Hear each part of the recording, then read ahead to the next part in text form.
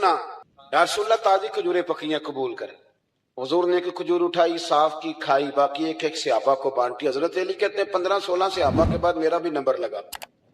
کھجور کھائی. کھجور کا نہیں، دست مصطفیٰ کا بڑا مزہ تھا. کہتے ہیں بڑا ہی مزہ آیا. ابھی میں کھجور کھا ہی رہا تھا کہ مسجد نبوی میں اذان ہو گئی. مولا علی فرماتے ہیں آنکھ کھل گئی. اٹھ میں گیا پر کھجور کا ذائقہ میرے منہ میں ابھی بھی موجود تھا. اب اس پر پورا باب باندھا ہے شاہ عبدالحق الہ آبادی نے. وہ کہتے ہیں کہ حضور جس کو خواب میں کچھ چیز دیتے ہیں وہ حقیقت میں بھی اسے دیتے ہیں. وہ خواب میں نہیں ہوتی، وہ حقیقت میں ہوتی ہے. پورا باب ہے. بہرحال عنوان پہ رہنا چاہتا ہوں. حضرت علی فرماتے ہیں میں اٹھا، وضو کیا، سنت پڑھی، مسجد چلا گیا. جا کے صف میں بیٹھ گیا. عمر فاروق آئے جماعت کرانے. کہتے ہیں عمر نے نماز شروع کی تو مجھے جھٹکا تب لگا جب عمر نے بھی وہی سورت شروع کر دی جو خواب میں سرکار نے پہلی رکعت میں پڑھی.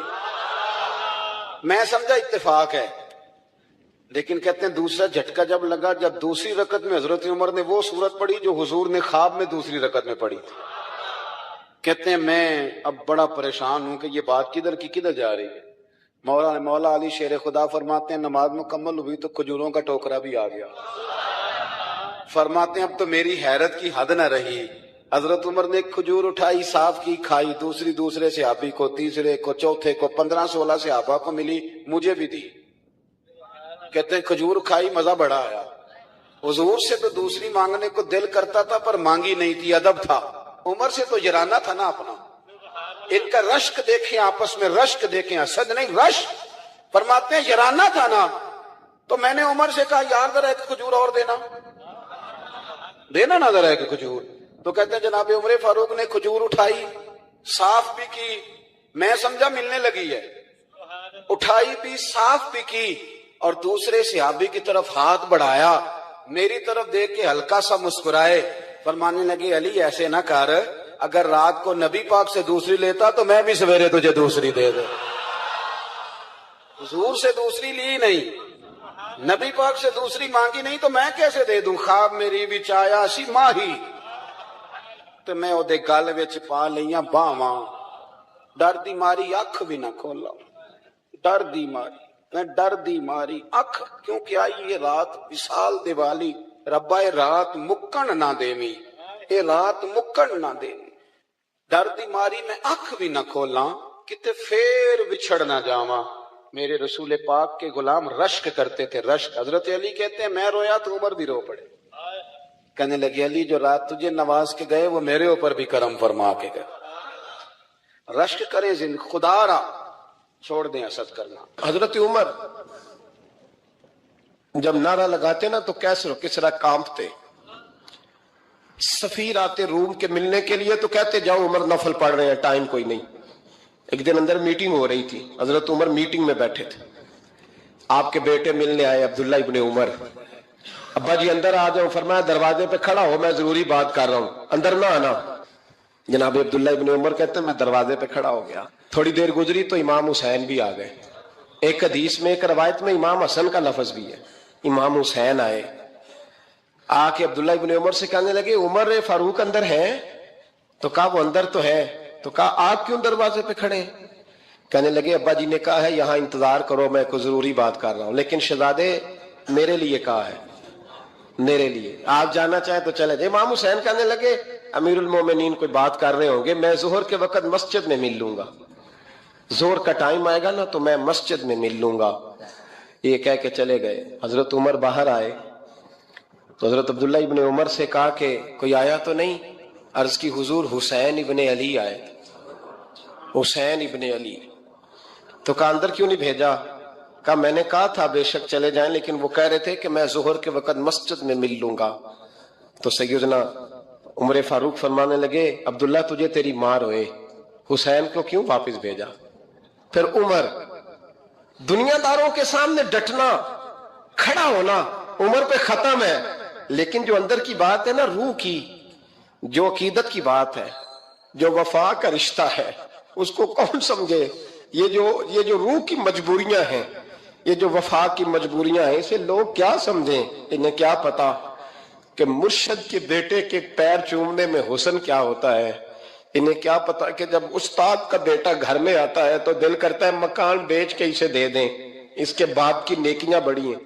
جناب عمر فاروق دوڑے گئے، امام حسین کے دروازے پہ دستک دی۔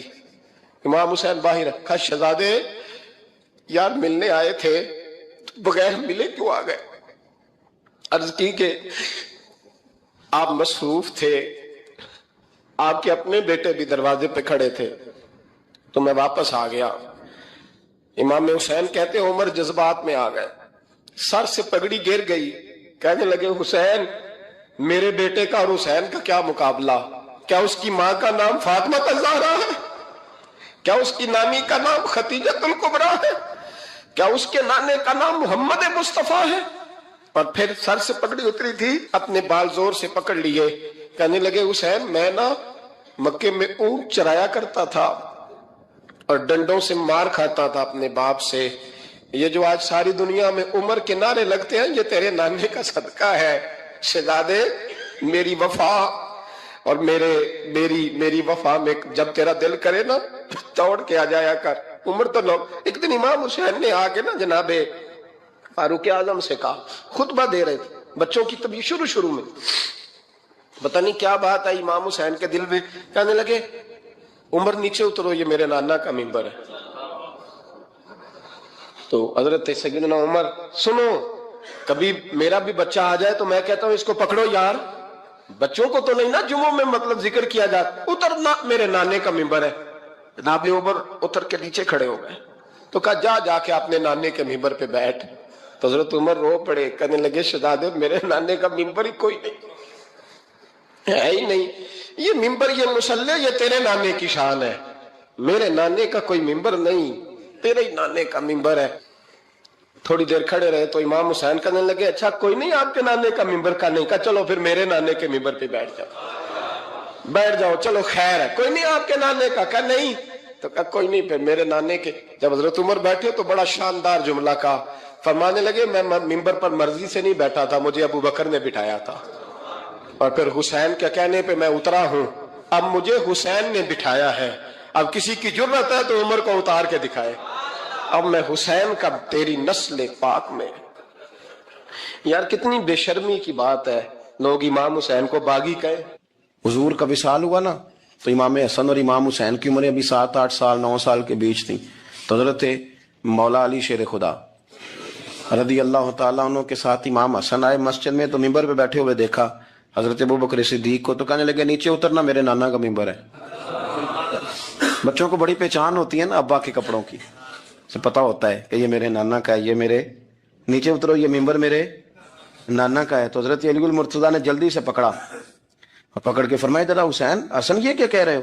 اب دیکھیں نا بچہ یہاں کسی کا شور کرے تو میں آپ کو جمعہ چھوڑ کے بچے کی تھوڑی سنوں گا، میں کہوں گا کہ بھائی ٹھیک ہو گیا بچے کو لے جاؤ ذرا اسے پیچھے کرو جمعے کے بعد بات کرتے ہیں، لیکن وہ تھے نا رسول اللہ کے نواسے اور حضرت ابوبکر صدیق عظمت اور شان کو سمجھتے تھے، انہوں نے کہا نیچے اتریے میرے نانے کا منبر ہے، تو حضرت صدیق اکبر نیچے اتر کے کھڑے ہو گئے۔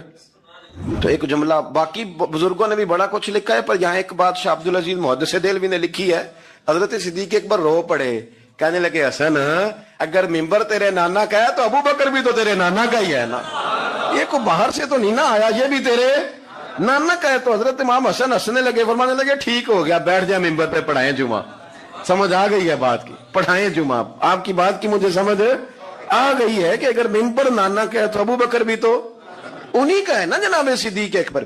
کہ نبی پاک علیہ السلام تشریف فرما ہیں، حضور کے صحابہ کی ایک جماعت بارگاہ میں بیٹھی ہے، حضرت صدیق اکبر بھی حضور کے بالکل قریب بیٹھے ہیں، وہ آج بھی حضور کے قریب ہی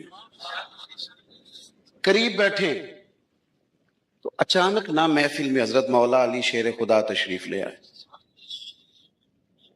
باقی صحابہ بھی اٹھنا چاہ رہے تھے، کوشش ہو رہی تھی، لیکن پتہ ہے سب سے پہلے جگہ کم تھی، کو بندہ ذرا سرکتا یا جگہ بناتا تو جگہ بننا تھی، باقی بھی اٹھنا چاہ رہے تھے، لیکن سب سے پہلے حضرت صدیق اکبر اٹھے، حضرت مولا علی کا بازو پکڑ کے تھام کے حضور کے قریب بٹھایا، خود ذرا تھوڑے سے پیچھے ہو کے بیٹھ گئے، اب بولا نہیں کوئی، وہاں لوگ کم باتیں کرتے تھے، وہاں لوگ بولا ہے پائے نظر ہوش میں آ یہ کوہ نبی ہے، आंखों से भी चलना यहां बेअदबी है, लबां ते मोहरां लगियां ते बोलण दी जाच भुल गई, उथे जुबाना ताई खोलण दी जाच भुल गई, ते जाके मदीने अथरू मेरे सवाल बन गए। हुजूर की बारगाह में वहां को बंदा बात करे, अल्लाह ने पहुंचाया सरकार के कदमों में, सद शुक्र मैं फिर आया सरकार के कदमों में, कुछ लम्हे सलामी को ठहरा हूं मवाजा पर, फिर मुझको अदब लाया, फिर मुझको अदब लाया सरकार के कदमों में। तो हजरत कोई किसी ने गुफ्तगू नहीं की, हजरत सिद्दीक अकबर ने बाजू थामा और ला करके ना हजरत मौला अली को हुजूर के करीब बिठाया और खुद साइड पे जाके बैठ गए। कोई बोला नहीं, बात नहीं की। तब हम तो बातें ज्यादा करते हैं ना, जाके साइड पे बैठ गए। और किसी ने क्या तबसरा करना था, ना किसी की जुर्रत थी, ना कोई करना चाहता था, ना कर सकता था। थोड़ी देर खामोशी रही, फिर मेरे करीम बोले और हुजूर बोल के फरमाने लगे, देखा तुमने अबू बकर ने क्या किया है। और फिर हुजूर फरमाने लगे, इज्जत वाला ही किसी की इज्जत को पहचान सकता है, फजल वाले ही अहले फजल को पहचाना करते हैं। मैं जिम्मेदारी से कहता हूं कि मौला अली की शान को अगर समझ सकते हैं तो अबू बकर सिद्दीक समझ सकते हैं, और हजरत सिद्दीक के अकबर का मकाम अगर कोई जान सकता है तो मौला अली ही जान सकते हैं। आज हम जिक्र कर रहे हैं ना इमाम हुसैन का, इमाम हुसैन रदी अल्लाह ताला अन्हो, मेरे जैसे बंदे की तो जुबान नहीं इस काबिल नहीं कि उनका नाम ले सके। कहाँ सैयदना इमाम हसन और कहाँ सैयदना इमाम हुसैन और कहाँ हम लोग, हमारी हैसियत है। हम तो ये तो वो लोग हैं जिनका नाम जरिया निजात है, जिनका तज़किरा जरिया निजात है। ये सारे उसी दरियाए मोहब्बत की नहरें हैं जिसको मदीने वाले महबूब ने अपने दस्ते मुबारक से चलाया है। हजरत इमाम हुसैन रदी अल्लाह ताला अन्हु, ये हुजूर की औलाद पाक है। पैरों को ना थोड़ी मिट्टी लग गई, उम्र जवानी की थी, दाढ़ी मुबारक सारी स्याह थी, काली थी। हजरत अबू हुरैरा इनसे सालों बड़े थे, अमीरुल मोमिनीन फिल हदीस। हजरत अबू हुरैरा ने देखा कि इमाम हुसैन के मुकद्दस कदमों को मिट्टी लग गई। किसी से भी कहा जा सकता था, जरा इमाम साहब की तवज्जो कराना, ये जरा मिट्टी उतार देना, लेकिन हजरत अबू हुरैरा झट से उठे, अपनी पगड़ी खोली, उसका पल्लू लिया और हजरत इमाम हुसैन के पैरों से मिट्टी साफ करनी शुरू कर दी।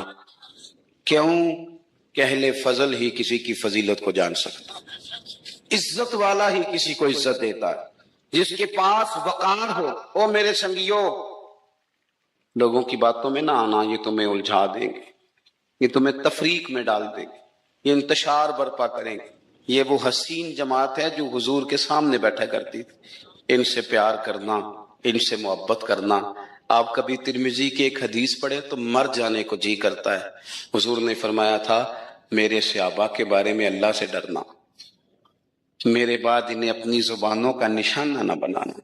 काश कोई इन जुमलों का दर्द समझ सके। फरमाया, रब से डरना। और करीम फरमाने लगे, जिसने इनसे मोहब्बत की मेरी मोहब्बत की वजह से मोहब्बत की, और जिसने इनसे अदावत रखी मेरी वजह से रखी।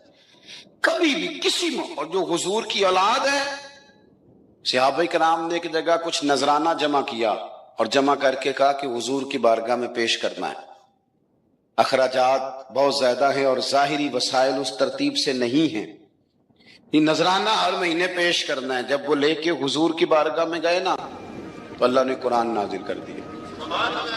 फरमाया, महबूब इनसे कह दो, ला अस्अलुकुम अलैहि अजरा, मैं तबलीग दीन पर तुमसे कोई अजर नहीं मांगता, इल्लल मवद्दत फिल कुर्बा, बस मेरे करीबियों से प्यार करते रहना, मेरे करीबियों से मोहब्बत करना, प्यार करना करीबियों से। हसनैन करीमैन से जो हुजूर का प्यार है, जो नबी पाक अलैहिस्सलाम की इनके साथ वालेहाना मोहब्बत है।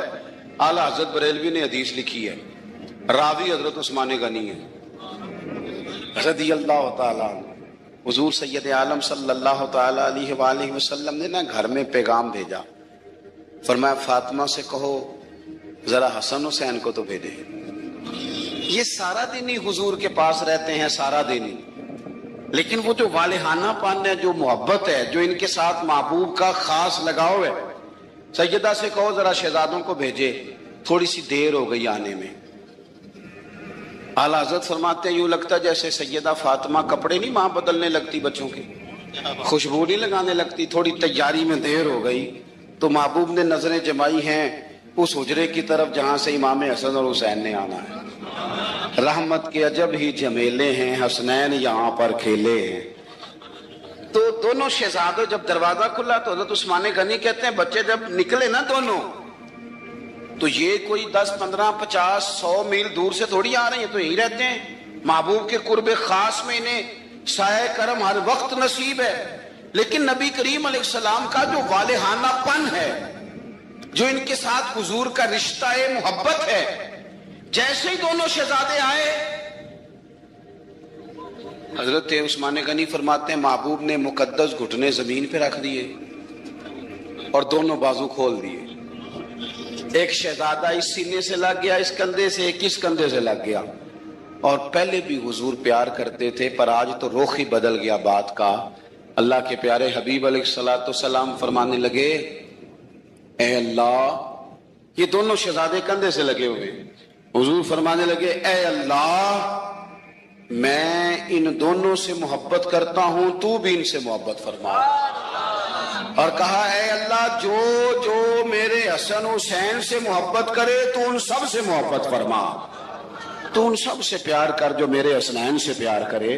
اللہ کے پیارے محبوب علیہ السلام کی محبت جب حضور کو، بھئی جس چیز کی طرف محبوب نے ایک دفعہ دیکھا ہے نا، وہ غار ثور میں حضور ایک دفعہ گئے ہیں، 3 دن قیام کیا ایک دفعہ گئے، تو ہمارا تو کئی بار جانے کو دل کرتا ہے. جہاں حضور تھوڑی دیر قیام فرمائیں اس جگہ سے پیار ہو جاتا ہے.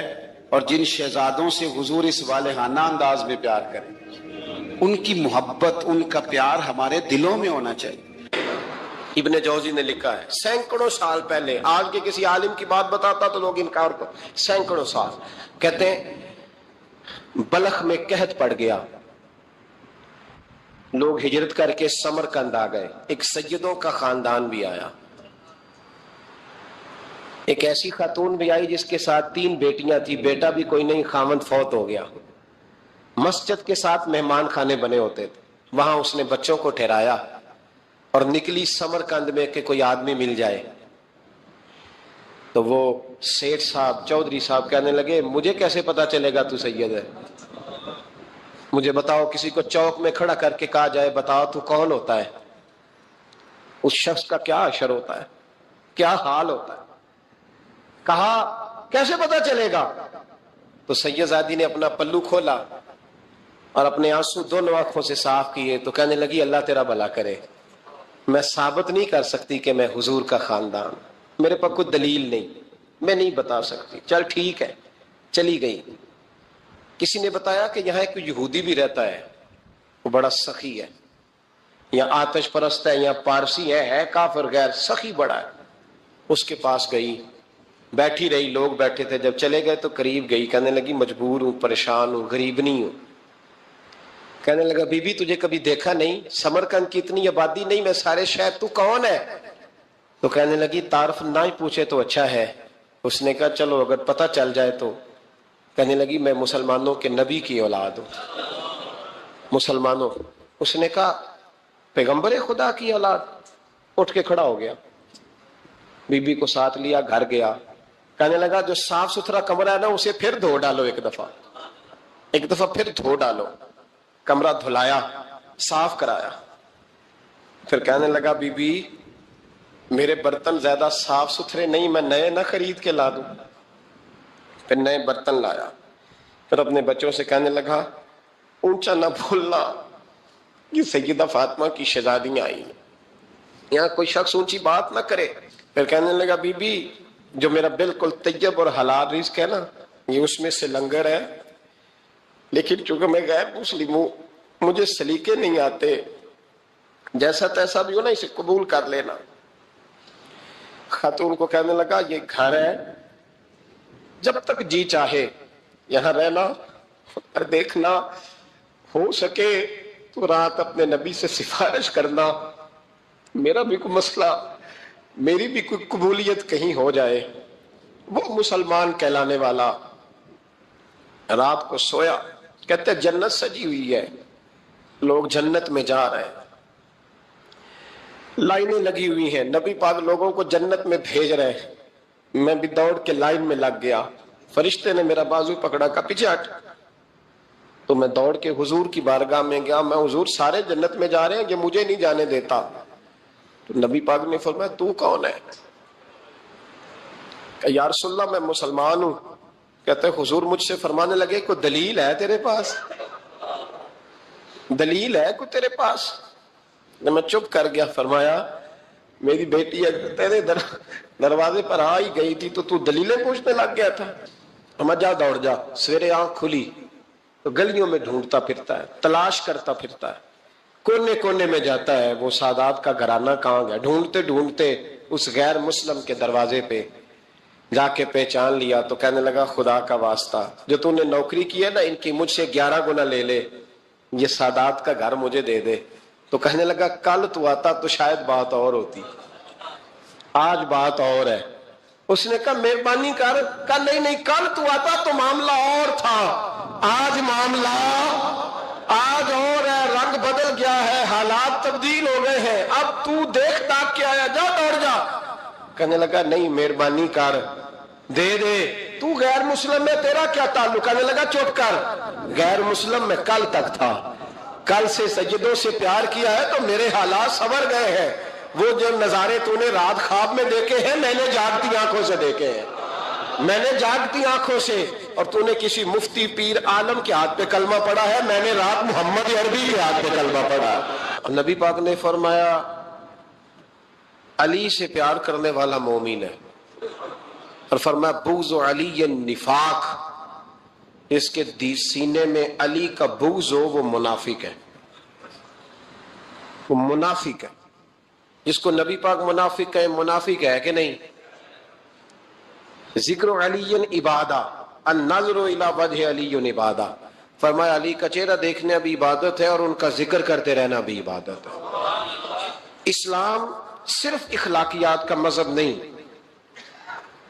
اخلاق، مسلمان کا اخلاق یہ اس کا پھل ہے، یہ اس کا پتے ہیں، پھول ہیں۔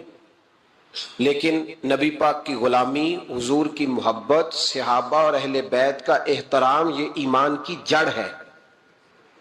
جڑ مضبوط نہ ہو تو نہ پھول اگتے ہیں، نہ پھل آتے ہیں، نہ ٹہنیوں پر کوئی پتا آتا ہے۔ جڑ کا مضبوط ہونا بڑا ضروری ہے۔ ان محبتوں کا سینے میں اٹھنا، پہلا پہلو آج کے موضوع کا اس کو ذہن میں رکھیں، محبت کا جوش مارنا، محبت کا جوش مارنا، پیار کا بڑھنا، طبیعت میں ذوق پیدا ہونا، یہ ایمان کی علامت ہے۔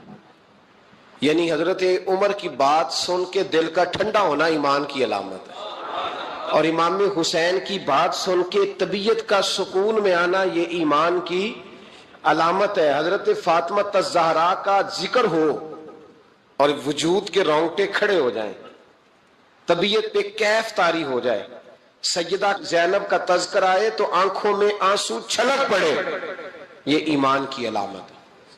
انسان کے وجود پر اثر ہو۔ لیکن جو آدمی کچی کچی باتیں کرے، کمزور کمزور کمزور کمزور کہانیاں سنائے کہ نہیں جی وہ ٹھیک ہے، اہل بیت ہی اصل تھے، سارا کچھ وہی تھے، صحابہ بس وہ، بھائی جس آدمی کے پیچھے مولا علی نماز پڑھتے ہیں وہ بندہ تجھے قبول کیوں نہیں؟ جس ابو بکر صدیق کے پیچھے وہ نمازیں پڑھتے ہیں تجھے کیوں نہیں قبول؟ جس عمر کے وہ مشیر بنتے ہیں تجھے کیوں نہیں حضرت عمر قبول؟ اور جس عثمان غنی کے بارے میں مولا علی کی یہ رائے ہے کہ امام حسن اور حسین کو تلواریں دے کے حضرت عثمان کے دروازے پر کھڑا کر کے کہا بیٹا یہاں کھڑے رہنا، کوئی دشمن عثمان کے قریب نہ آنے پائے، تو جس عثمان کے حضرت علی محافظ ہیں تجھے وہ عثمان کیوں قبول نہیں؟ یاد رکھو ہم لعنت بھیجتے ہیں فرقہ واریت پر، امت کو تباہ کرتے ہیں وہ لوگ جو فرقہ واریت پیدا کرتے ہیں۔ لیکن آپ کو بتاؤں جس جماعت سے آپ کا تعلق ہے نا اس جماعت کی امت مسلمہ کو ضرورت ہے. قیامت بھی 10 محرم کو ہی آئے گی, جمعے کا دن ہوگا. تو میں آج دل کو حاضر ناظر رکھ کے اپنی طبیعت کو حاضر پا کے باشعور آپ کو کہہ رہا ہوں, جاگ کے سننا خدا کا واسطہ. آپ اس جماعت سے تعلق رکھتے ہیں, اگر کافر کے سامنے اسلام کا کوئی چہرہ پیش ہو سکتا ہے تو صرف سنی کا چہرہ پیش ہو سکتا ہے. ختم ہو گئی بات. ورنہ کوئی صحابی کا بے ادب ہے, کوئی اہل بیت نبوت کا. آج مجھے کہہ لینے دو, کھل کے کہہ لینے دو. لوگ دلیلیں دیتے پھرتے ہیں, کہتے ہیں جی ایک وہ پینٹ کوٹ والا مولوی ہے, اس نے اینک بھی لگائی ہے, داڑھی بھی رکھی ہے, پینٹ کوٹ بھی پہنتا ہے, اس نے جی 1500 بندہ ایک دن مسلمان کر دیا, ایک دن 1000 مسلمان کر دیا. پر پتہ ہے وہ بدبخت کہتا کیا ہے؟ وہ کہتا ہے امیر المومنین یزید رضی اللہ تعالیٰ عنہ. میں کیا کروں اس کے 1500 مسلمان کو یا 2000 اس کے کلمہ اور وہ جی بڑی دلیلیں دیتا ہے. وہ دلیلیں سنبھال کے رکھے, وہ دلیلیں جو جی بڑے لوگ اس کے ساتھ ہوتے ہیں. تو کربلا کے موقع پر زیادہ لوگ یزید کے ساتھ تھے, زیادہ لوگ. ہم کثرت کے قائل نہیں, ہم حق کے قائل ہیں. ہم اب چھوڑ دو بات, دلائل کی طرف آؤ. عجیب تماشا ہے. اور ایک مولوی صاحب اس کی حمایت کر رہے تھے, کہتے نہیں بندہ ٹھیک ہے, وہ بھول گیا تھا, اصل میں قصور عبید اللہ ابن زیاد کا تھا, اصل میں غلطی عمر بن سعد کی تھی, تو یزید کو زیادہ الزام نہیں دینا چاہیے. میں نے کہا بڑی تمہاری قریبی رشتہ داری ہے یزید کے ساتھ, تو اللہ سے دعا کیوں نہیں مانگتے کہ تمہارا حشر یزید کے ساتھ کرے؟ مانگنی چاہیے نا دعا. کیا خیال ہے آپ کا؟ ہم الحمدللہ جمعے والے دن مسجد میں بیٹھ کے دعا کرتے ہیں, یا اللہ ہمارا حشر امام حسین کے غلاموں میں کرنا. تو بھی کرنا جرت کر, جرت ہماری جرت دیکھ. ہم یہ نہیں کہتے ان کے ساتھ کر, ہم کہتے ہیں یا اللہ ہمارا حشر ان کے. ہماری جرت دیکھو, ہم ان کے غلاموں میں, قدموں میں, نوکروں میں بیٹھنے کو وہ دعا مانگ رہے ہیں, یا اللہ ہمارا ان کے غلاموں میں, غلاموں کے. تو بھی جرت کر دلیری, کر جرت, کہ یا اللہ میرا حشر یزید کے ساتھ کر دلیری. اگر اتنا ہی اچھا تھا تو بے شرمو اتنا ظلم نہ کرو, اتنی زیادتی, اتنا ظلم نہ کرو. یہ ظلم ہے. امام حسین جمعے والے دن خطبہ پڑھنے لگے, جمعے سے پہلے امام حسین نے خطبہ پڑھا, اور آپ نے ایک جملہ کہا جو ہمیشہ یاد رکھا جائے گا. آپ نے فرمایا یزید کو جا کے بتا دو کہ مجھ جیسا تجھ جیسے کی بیعت نہیں کر سکتا. او کیا فکرہ ہے امام علی مقام کا. فرمانے لگے مجھ جیسا تجھ جیسے کی بیعت. اور آپ فرمانے لگے بتاؤ اس وقت پوری دنیا میں کوئی نبی کا نواسہ موجود ہے میرے سوا؟ حضرت آدم سے لے کر مصطفیٰ کریم تک اس وقت پوری دنیا میں کوئی نبی کا نواسہ ہے؟ اور فرمایا اگر میں ہی ہوں پوری کائنات میں. لوگ کہتے ہیں فلانا علامہ صاحب کی تبلیغ بڑی ہے, ہم سے بڑا کون ہوگا تبلیغ کی بات کرنے والا؟ لیکن ڈرو اللہ سے, ڈرو, گمراہ نہ کرو قوم کو. یہاں تباہی اتر گئی ہے, کوئی بڑی داڑھی رکھ کے معاذ اللہ تعالیٰ اہل بیت کے بارے میں بکواس کرتا ہے, اور کوئی بالکل داڑھی مڈا کے ننگا سر کر کے ممبروں پہ ناچتا ہے اور صحابہ کے بارے میں بکواس کرتا ہے. میرے مصطفیٰ کے پاس اگر ابو بکر آئے ہیں تو وہ بھی شان والے ہیں, اور اگر بی بی عائشہ صدیقہ ان کے بستر پہ رہی ہے تو وہ بھی شانوں والی ہے. مولا علی شیر خدا کے بارے میں جو بات کرے پکا بے ایمان ہے. عجیب تماشا لگ گیا ہے جی. جو رب نبی پاک کے جسم کے قریب مکھی نہیں آنے دیتا, وہ گندا بندہ حضور کے قریب آنے دیتا ہے؟ عجیب تماشا ہے. امت کو تباہ کر رہے ہو, کافر کو موقع دے رہے ہو یہ کہنے کا کہ تمہارے نبی کے پاس بیٹھنے والے ٹھیک نہیں تھے.